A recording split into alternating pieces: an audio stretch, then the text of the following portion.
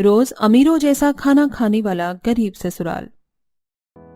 Oh my God, अब हमारे canteen में शिवानी जैसी गरीब लड़कियां भी लंच करने लग गई हैं। रियली मैंने तो देखा ही नहीं। वैसे शिवानी, तुम यहाँ क्या कर रही हो? यहाँ तुम जैसे गरीब लड़कों के लिए कैंटीन में खाना नहीं मिलता। राइट बेब्स, और वैसे भी तुम्हारा खाना तो गरीबों वाला ही होगा, जैसे दलिया, खिचड़ी, उपमा, पोहा। इस तरह का खाना तो तुम कैंटीन के बाहर बैठकर भी कर सकती थी। कैंटीन में खाने की क्या जरूरत है? एक्सक्यूज मी, कॉलेज में मैं भी उतनी ही फीस भरती हूँ जितना आप लोग भरती हैं, इसीलिए इस कैंटीन पर मेरा भी उतना ही हक है जितना आप लोगों का। इतना कहने के बाद शिवानी अपना लंच बॉक्स खोलती है, जहां लंच बॉक्स में Hakka noodles, sandwich, red sauce pasta, white sauce pasta, chilli paneer, chaat जैसे अनेकों अमीरों वाला खाना निकलता है और खाने की खुशबू कैंटीन के चारों तरफ फैल जाती है। ओहो, क्या खुशबू आ रही है इस गरीब लड़की के खाने से। ये तो अमीरों वाला है श्रद्धा। सच में ऐसे खाने की खुशबू तो हमारी कैंटीन के खाने में भी नहीं आती। और देखो श्रद्धा, तुम तो दलिया, उपमा, खिचड़ी कह रही थी, पर ये तो sandwich, noodles, red sauce pasta, veg cutlet और एक्सपेंसिव खाना है।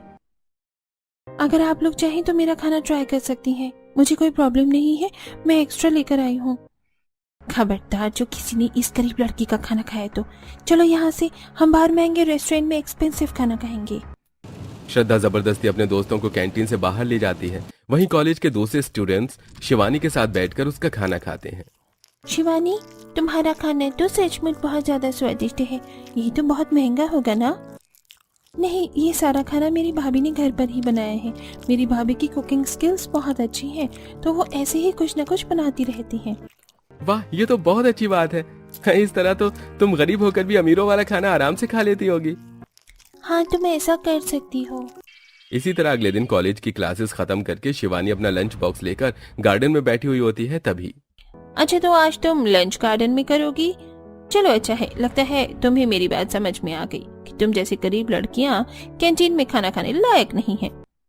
ऐसा कुछ नहीं है, मैं यहाँ अपनी मर्जी से बैठी हूँ, किसी के कहने पर नहीं।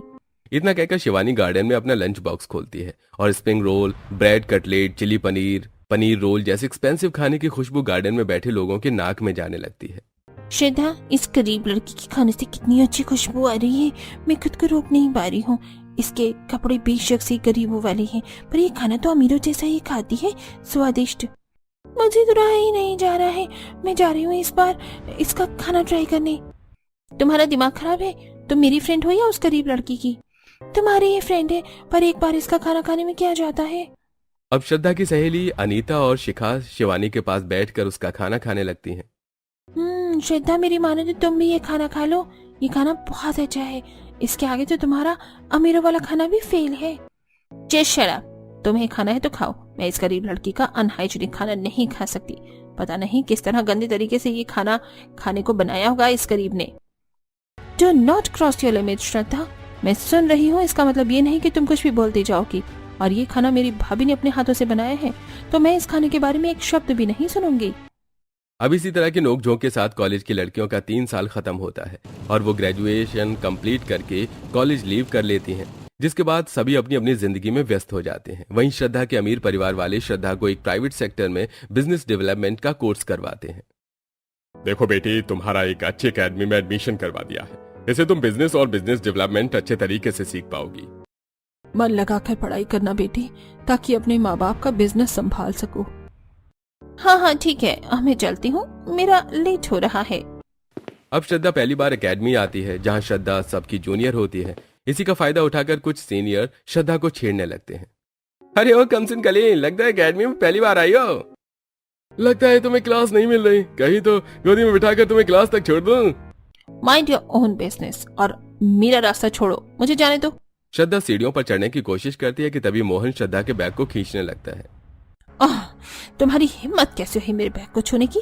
मेरा बैग छोड़ते हो या मैं प्रोफेसर से तुम्हारी कंप्लेंट करूं? श्रद्धा ऐसा कह रही होती है कि तभी वहां पर सौरभ नाम का लड़का आता है। अरे तुम्हें समझ नहीं आ रहा क्या? क्यों परेशान कर रहे हो इस लड़की को? हटो यहाँ से, जाते हो या मैं अभी सीनियर डिपार्टमेंट पर तुम्हारी कंप्लेंट करूं। जानते हो ना इसका नतीजा क्या होगा? एकेडमी से हमेशा हमेशा के लिए रेस्ट्रिकेट कर दिए जाओगे। अच्छा शांत हो जाओ, इतना भड़क क्यों रहे हो? हम जा रहे हैं यहाँ से। Thank you so much. मेरा नाम श्रद्धा है और आपका नाम क्या है? Mention not. चलिए क्लास में चलते हैं। दरअसल मेरा भी आज फर्स्ट डे है और हम दोनों की ही एक ही क्लास है। कुछ देर बाद दोनों की ही क्लास खत्म होती है और श्रद्धा को बहुत तेज भूख लग रही होती है। श्रद्धा दुविधा में खड़ी होती है कि तभी वहां सौरभ आता है। क्या हुआ, आप परेशान लग रही हैं? चलिए लंच कर लेते हैं। हाँ ठीक है, वैसे भी मुझे बहुत तेज भूख लग रही है। अब दोनों साथ ही में खाना खाने बैठते हैं, जहां सौरभ बहुत ही एक्सपेंसिव खाना निकालता है। खाने में Korean noodles, spicy Manchurian, cheese sandwich, creamy pasta जैसा एक्सपेंसिव खाना होता है। वाह सौरभ, तुम्हारा खाना तो बहुत एक्सपेंसिव है। तुम्हें पता है मैं बहुत बड़ी फूडी हूँ और मुझे एक्सपेंसिव खाना खाना बहुत पसंद है। अरे तो खाओ ना, तुम भी खाओ ये। वाह, खाना बहुत अच्छा है, इसका टेस्ट भी बहुत लाजवाब है। ये खाना तो बहुत महंगा आया होगा। कहाँ से मंगवाया तुमने ये खाना? अरे नहीं नहीं, ये खाना नहीं, मैंने कहीं से मंगवाया नहीं है, बल्कि ये खाना तो मेरी। अच्छा, आगे की बातें बाद में करते हैं। मैंने बहुत खा लिया है, मैं हैंड वॉश करके आती हूँ। हाँ ठीक है, जाओ। दूसरी तरफ सौरभ के गरीब माता पिता जमीन पर बैठकर अपनी बहू के हाथ का पकवान खाते हैं। वाह बहू, तेरे हाथों के खाने की जितनी तारीफ करो उतनी कम है। सारा दिन फसल की कटाई करने के बाद जब मैं तेरे हाथों से ये अमीरों वाला खाना खाती हूँ तो मेरी सारी थकावट ही खत्म हो जाती है। हाँ, सही कहा। शुक्रिया माँ जी।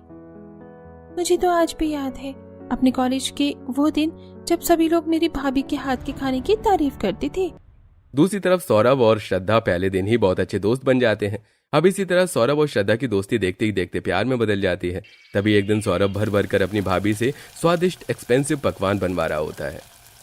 क्या बात है देवर जी, आजकल आप बहुत पकवान बनवा कर ले जा रहे हैं मुझसे एकेडमी में। कुछ नहीं भाभी, वो तो बस ऐसे ही। अब सौरभ अपनी भाभी का एक्सपेंसिव खाना लाकर श्रद्धा को खिलाता है। ओ माय गॉड, आज फिर से एक्सपेंसिव खाना, मजा आ गया। कितना टेस्टी है ये। वैसे तुम अच्छा खासा पैसा खर्च करते हो खाने के ऊपर, लगता है बहुत ही पैसे वाले हो तुम। नहीं नहीं, मैं पैसे वाला नहीं हूँ, ये खाना तो मेरे घर में मेरी खुद की। अच्छा, ये सब छोड़ो, चलो बहुत देर हो गई है, अब मैं घर के लिए निकल रही हूँ।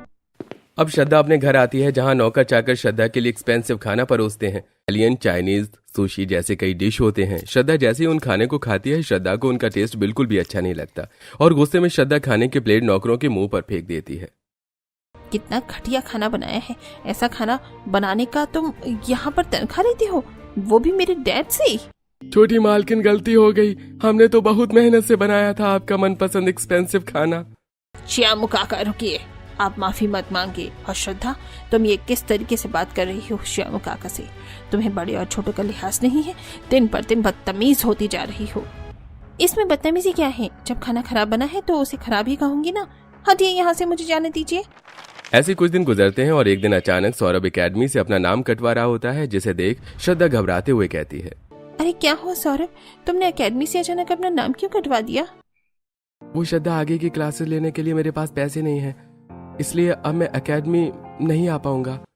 तुमने इतना बड़ा डिसीजन ले लिया सौरभ, और तुमने मुझे बताया भी नहीं।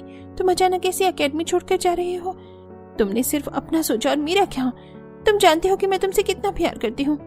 ठीक है, अब जब तुम क्लास नहीं लोगे तो मैं भी नहीं लूंगी। चलो हम दोनों क्लास छोड़कर एक दूसरे से शादी कर लेते हैं, क्योंकि मैं तुम्हारे बिना नहीं रह सकती। ये कैसी बातें कर रही हो श्रद्धा? मैं अभी शादी नहीं कर पाऊंगा, मुझे गलत मत समझना। मैं तुमसे बहुत प्यार करता हूँ, पर शादी करने के लिए मुझे थोड़ा सा समय चाहिए, क्योंकि अभी मैं फाइनेंशियली स्टेबल नहीं हूँ। मेरे पास अभी कोई भी फैसिलिटी नहीं है तुम्हें देने के लिए। नहीं, मैं इंतजार नहीं कर सकती। मुझे तो नहीं लगता कि तुम गरीब घर से हो या तुम्हारे पास किसी चीज की कमी है। खाना पीना कपड़ा सब कुछ अच्छा तो है ही तुम्हारा, फिर किस बात की दिक्कत है? तुम पक्का झूठ बोल रही हो। मुझे नहीं पता, मुझसे शादी करो नहीं तो बहुत बुरा हो जाएगा। ठीक है, मैं शादी कर लूंगा, पर तुम्हारे माँ बाप क्या, तुम उनसे कुछ नहीं कहोगी? हाँ, एक बार शादी हो जाए फिर मैं उन्हें भी सब कुछ बता दूंगी। अब सौरभ एक मंदिर में जाकर पूरी विधि विधान के साथ श्रद्धा से शादी कर लेता है। अब सौरभ श्रद्धा को घर लेकर आता है। अरे सौरभ, तुम यहाँ क्यों रुक गए इस छोटी सी झोपड़ी के आगे? चलो ना आगे, मुझे बहुत गर्मी लग रही है। हमारा घर कब आएगा? श्रद्धा, यही हमारा घर है, मैं यहीं रहता हूँ। क्या तुम यहाँ रहते हो? ये तुम्हारा घर है? नहीं, ऐसा नहीं हो सकता। मुझे नहीं लगता कि तुम इतने गरीब हो। सच बताओ, तुम कोई प्रैंक कर रही हो ना? श्रद्धा इतना बोलती है कि तब तक घर के सारे सदस्य बाहर आते हैं। भैया, आप और ये लड़की कौन है आपके साथ? अरे तुम यहाँ, ये तुम्हारा घर है? तुम तो शिवानी हो ना? सौरभ, ये तुम्हारी बहन है? अरे बेटा, ये लड़की कौन है? कौन है? देवर जी बोलिए, चुप क्यों हैं आप? माँ, ये श्रद्धा है। हम दोनों ने एक दूसरे से बहुत प्यार करते हैं, इसलिए हमने मंदिर में शादी कर ली। अच्छा, लड़की तो बहुत अच्छे घर की लगती है। आओ बहू, घर के अंदर आओ। नहीं, मुझे नहीं आना इस झोपड़ी में, और मुझे नहीं पता था सौरभ कि तुम इतने गरीब हो। अगर पता होता तो मैं तुमसे शादी तो क्या, कभी प्यार भी नहीं करती। मैं शादी को अभी यहीं तोड़ रही हूँ। मैं अभी अपने पापा को बुलाती हूँ, मैं उनके साथ चली जाऊंगी। श्रद्धा फोन करने के लिए जैसे ही नंबर डायल करती है, तब तक उसके मम्मी पापा कार लेकर वहां पहुंच जाते हैं। मम्मी पापा आप आ गए? पापा, मम्मी, मुझसे बहुत बड़ी गलती हो गई। मैंने जाने अनजाने में एक गरीब लड़के से शादी कर ली, पर मैं अब इस शादी को तोड़ रही हूँ। मुझे यहाँ से ले चलिए पापा। नहीं, हम तुम्हें अपने साथ नहीं लेकर जाएंगे, क्योंकि ये तुम्हारा खुद का फैसला था, और वैसे भी तुमने ये कर करके हमारे खानदान की बहुत बड़ी बदनामी करवाई है। अब वापस आकर और बदनामी करवाने की कोई जरूरत नहीं है। हाँ, सही कहा तेरे पिता ने। अब जो है यही तेरा घर है, और इसे तूने अपनी मर्जी से चुना है।